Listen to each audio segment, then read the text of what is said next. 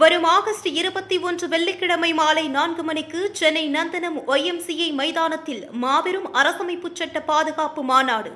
மேனாள் அமைச்சர் மனோ தங்கராஜ், வழக்கறிஞர் வாஞ்சிநாதன் ஒருங்கிணைப்பில் மேலாள் நீதிபதி அரிபரந்தாமன் தலைமையில் நடைபெறும் மாநாட்டில் நடிகர் பிரகாஷ்ராஜ், உச்சநீதிமன்ற நீதிபதி செல்லமேஸ்வர், பத்திரிகையாளர் சித்தார்த் வரதராஜன் ஆகியோர் உரையாற்றுகின்றனர். உரிமைக்காக ஒன்றிணைவோம், அனைவரும் வாரீர். வணக்கம். PM கேர்ஸ் ஃபண்ட் ஞாபகத்தில் இருக்கா? நரேந்திர மோடி அவர்கள் கோவிட் காலகட்டத்தில் நாம் அனைவரிடமிருந்து கேட்ட அந்த டொனேஷன் என்ன ஆனது? அந்த பணம் எங்க போனது? எந்த விதமான கேள்வி, அதற்கான அக்கௌண்டபிலிட்டி, அதற்கான பதிலும் இதுவரை கிடைக்கவில்லை. ஆனால் நேற்று இரவு திடீர் என்று நரேந்திர மோடியின் இந்த பர்சனல் டொனேஷன் ஃபண்ட், ஆமாம், பர்சனலாக தான் வைத்திருக்கிறார். கேட்டது என்னமோ இந்த நாட்டு மக்களுக்காக, ஆனால் அதை பற்றி கணக்கு வழக்கு கேட்க போன போது கிடையாது, இது நாட்டுடைய பணம் கிடையாது, இது ஒரு தனிப்பட்ட முறையில் நாங்க ஒரு அமைப்பை உருவாக்கி அதுல சேகரித்த பணம் என்று கூறினார்கள். PM கேர் ஃபண்ட் எதற்காக சேகரிக்கப்பட்டது? இந்த நாட்டில் ஒரு எமர்ஜென்சி சிச்சுவேஷன் வரும்போது, மெடிக்கல் எமர்ஜென்சி வரும்போது இந்த பணத்தை நாங்கள் பயன்படுத்துவோம், முக்கியமாக கோவிட் காலகட்டத்தில் நாங்கள் பயன்படுத்துவோம் என்று கூறியிருந்தார்கள். இன்னைக்கு இந்த அக்கவுண்ட்கான ஆடிட் ரிப்போர்ட் வெளிவந்திருக்கிறது. அதை பற்றின ஒரு டீட்டெயில்டான வெப்சைட்டை நாங்கள் இன்னைக்கு லான்ச் செய்திருக்கிறோம். theroosternews.com நீங்கள் போய் பார்த்தீர்கள், எங்களுடைய டீட்டெயில்டு ரிப்போர்ட்டை உங்களால் பார்க்க முடியும். அதை பற்றி நான் உங்களுக்கு விளக்குவதற்கு முன்பு இந்த சார்ட்டை பாருங்கள். அதாவது PDF ஃபார்மில் PM கேர்ஸ்லேயே வெளிவிட்ட இந்த அக்கவுண்ட். இந்த அக்கவுண்டில் இன்னைக்கு தேதியில் 8,452 கோடி ரூபாய், 8,452 கோடி ரூபாய் அக்கவுண்ட்ல வைத்திருக்கிறார்கள். எந்த விதமான செலவும் செய்யவில்லை. செலவு செய்திருக்கிறார்கள் எவ்வளவு? 1 கோடி ரூபாய் கூட செலவு செய்யவில்லை. வெறும் 87 லட்சம் ரூபாய் மட்டும்தான் ஃபைனான்சியல் இயர் 2024-2025ல இந்த PM கேர் ஃபண்ட்ல இருந்து கொடுத்திருக்கிறார்களா? அதுவும் எதற்காக? PM care some children scheme, not for any medical emergency, not for anything which is related to this country.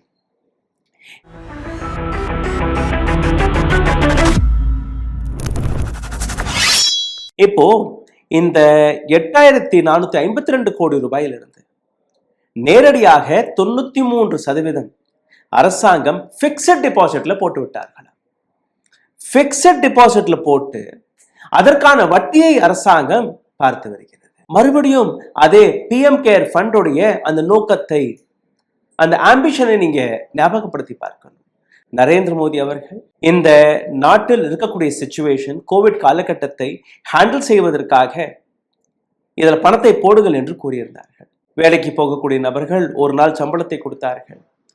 PSUல இருக்கக்கூடிய நபர்கள், பப்ளிக் லிமிடெட் கம்பெனிஸ்ல இருக்கக்கூடிய நபர்கள், அவர்களும் ஒவ்வொரு நாளுடைய சம்பளத்தை கொடுத்தார்கள். சின்ன சின்ன குழந்தைகள், அவர்களும் இந்த நாட்டிற்கு இந்த பணம் போய் சேரட்டும் என்கிற ஒரு நம்பிக்கையில் இந்த பணத்தை கொடுத்தார்கள்.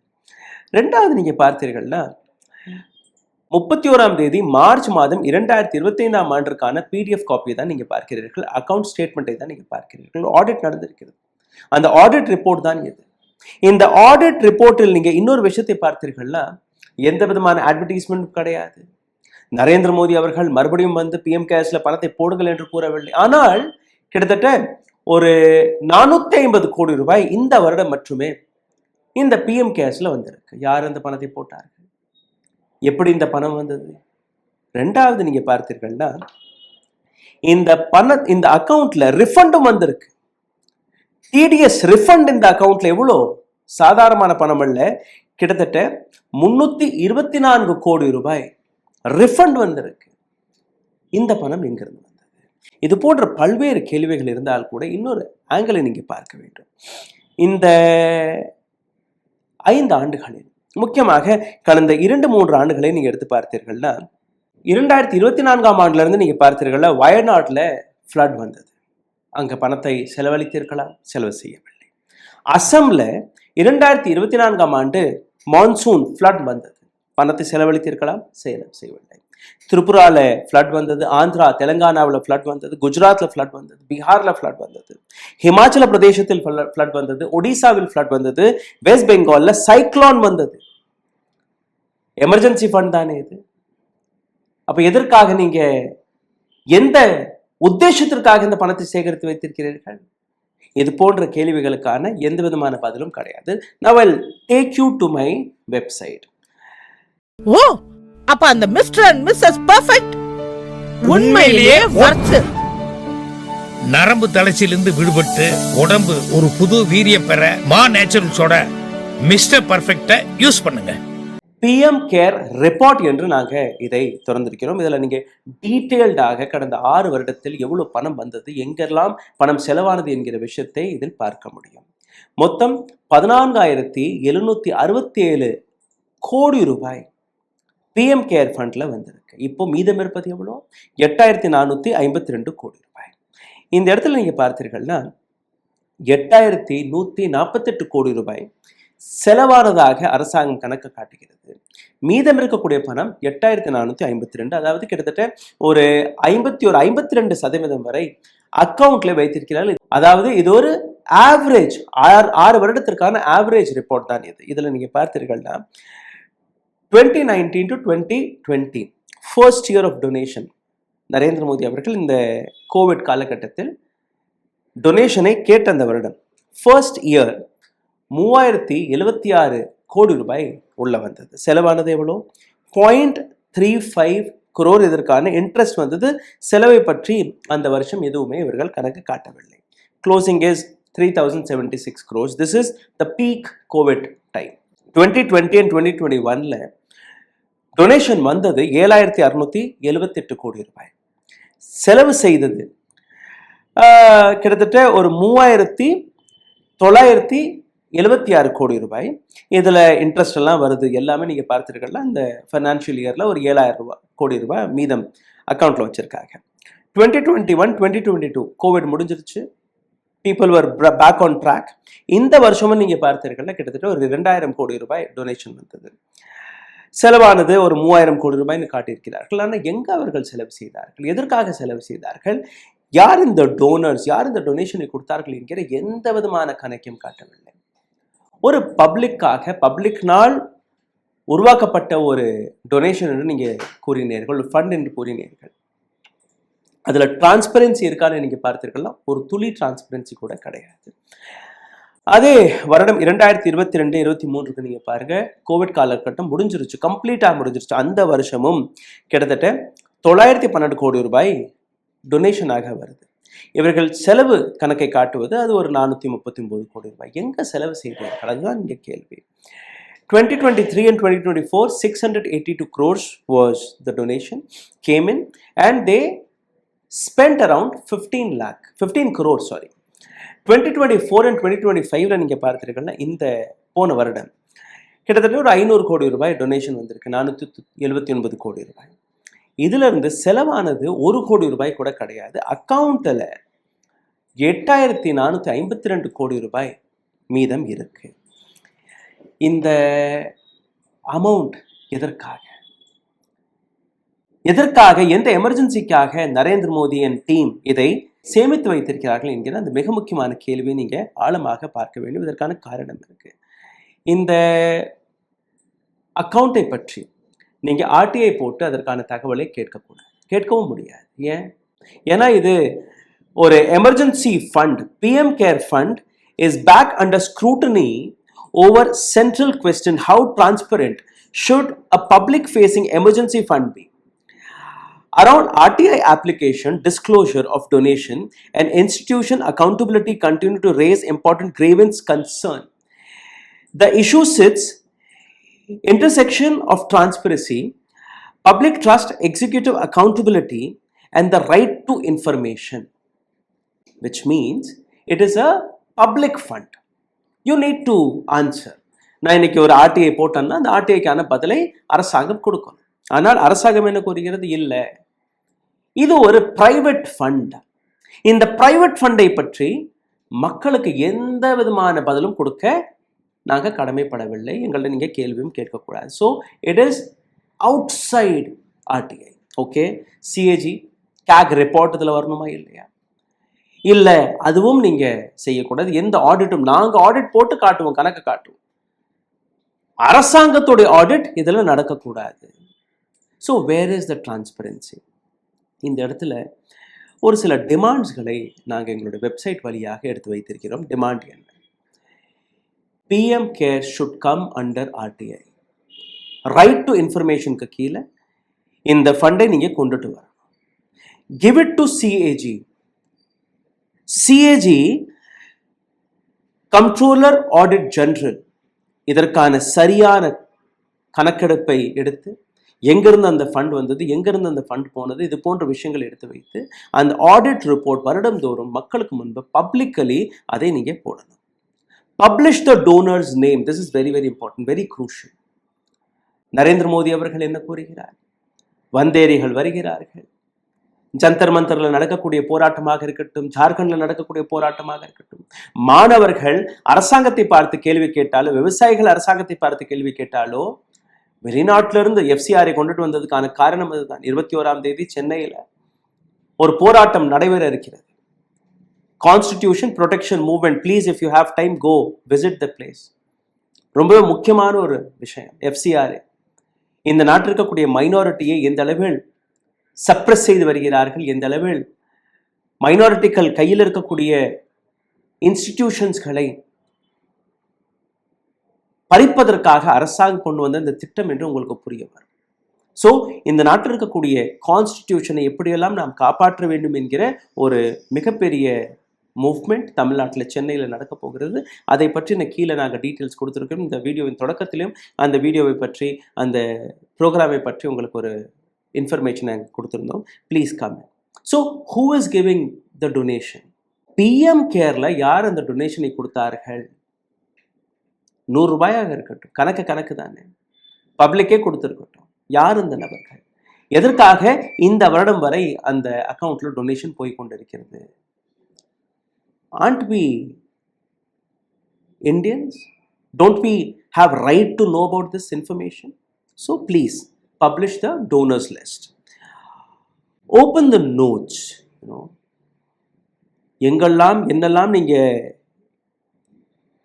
இந்த ஃபண்டை வைத்து செய்தீர்கள், எங்கிருந்தெல்லாம் ரிஃபண்ட் வந்ததோ, எவ்வளோ நீங்க இந்த பணத்தை வைத்து யாரெல்லாம் வெண்டர்ஸ், உங்களுடைய வெண்டர்ஸ் யாரெல்லாம் ஆக்சிஜன் வாங்கியிருப்பீங்க, வென்டிலேட்டர்ஸ் வாங்கியிருப்பீங்க, பல மருத்துவமனைகளுக்கு நீங்க பணத்தை கொடுத்திருப்பீர்கள். அந்த லிஸ்ட் எல்லாம் இந்த வெப்சைட்ல இருக்கு. Please go and check how much where the government of India have spend through PM care fund. So we need the notes about it. Where have you spent the money? Now answer all of these in parliament. பார்லிமெண்ட்ல நீங்க இதை பற்றின ஒரு பதில் கொடுக்கணும், ஒரு accountability set ஆகணும். BJP தன்னுடைய சட்டை பையிலிருந்து போட்ட பணம் கிடையாது. நரேந்திர மோடி தன்னோட வீட்டிலிருந்து கொண்டு வந்த பணம் கிடையாது. மக்களிடமிருந்து கொஞ்சம் கொஞ்சமாக சேர்த்த பணம். இதே இடத்துல நீங்க ஒரு சீரியஸ் ஆங்கிள் நீங்க பார்க்கணும். இதுவரை யார் இந்த பணத்தை போட்டு வருகிறார்கள்? அந்த டோனர் லிஸ்ட் வெளியில் வந்தால் தானே தெரியும். வேண்டாப்பா தம்பி, நீ பிஜேபி அக்கௌண்ட்டில் போடாது, இந்த அக்கௌண்ட்டில் போட்டுரும், உனக்கு நாங்கள் கான்ட்ராக்ட் கொடுத்துருவோம்னு சொன்னால் PM care fund, because it is outside RTI, it is outside CAG, nobody is going to check on this. Illegal வழியாக பிஜேபி ஐடி செல் இருக்கு, இல்லை பிஜேபியோடைய நிதிகளுக்கு போகக்கூடிய வழியாக இருக்கலாமா இல்லையா? So we need an accountability or no? These are our demands. Now, there are a few prominent people who raised questions. முக்கியமாக நீங்கள் பார்த்தீர்கள்னா அஞ்சலி பாரத்வாஜ், ஒரு சிறந்த RTI activist. She had put a tweet yesterday. Finally, the audit statement of PM CARES Fund for 2024-2025 have been made public. Key highlights were unutilized money is 0.01 and available amount, as I told you, it is 8,452 in PM CARES.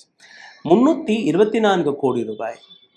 அங்கே தொடக்கத்தில் நான் உங்களுக்கு கூறிய அதே விஷயம்தான் அங்கே highlight பண்ணியிருக்காங்க. எங்கேருந்து இந்த பணம் வந்துச்சு? Who refunded this money? 324 crore rupees has been refunded. And why these were refunded? These are the main key questions. Which agency refunded this? From where the refund done and evade accountability or faulty equipment? These are serious concerns of this report. And nobody is talking about it.